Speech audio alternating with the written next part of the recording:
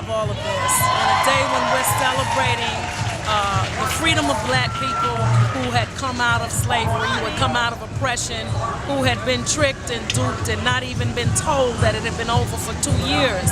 And then we're out here today demonstrating because here we have a young man who was brutally murdered in his car by police, and they were allowed to walk away. And my heart goes out to the family of Philando Castile in Minneapolis today.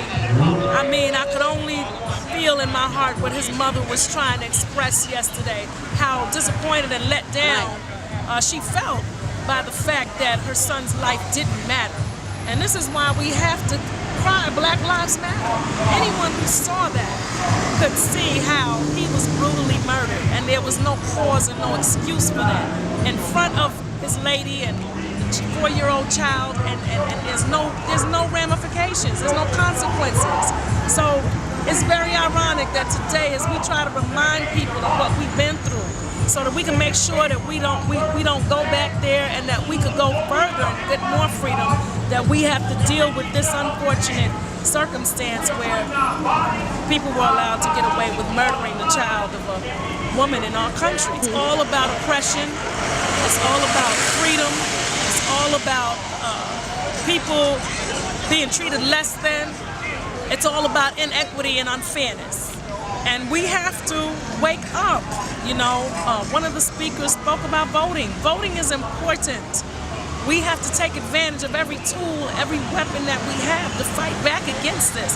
And Black Lives Matter is not just a movement for black people. This is a movement for all people, all good people, people of good conscience, that our lives must matter. Because today, they come for me. Tonight, they'll come for you. You can't stand by and allow this to happen and say, well, that's not my child, or those aren't my children.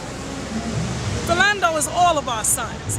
Every mother who hears a police siren or gets a phone call in the middle of the night has always got to be afraid, not knowing what has happened, not knowing what they're going to hear on the other end of that line.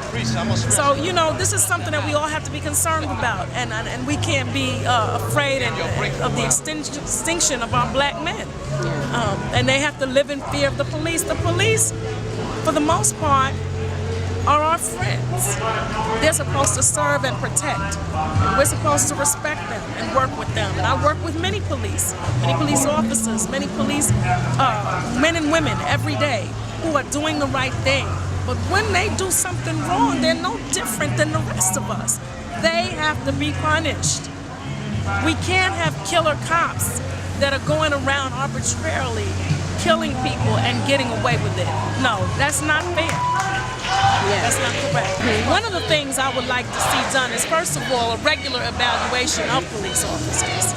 And in addition to that, we need to sit down and talk about people being given some kind of respite, some kind of hiatus. I think that when we detect that people are operating due to stress, due to duress, we need to deal with that. When we're dealing with people who are operating out of hate, we need to deal with that. And we need to remove them from the police force. And also, when we deal with people who are killing people, I don't care who you are, you need to go to jail. Right. Thank you. Thank you, City Councilwoman.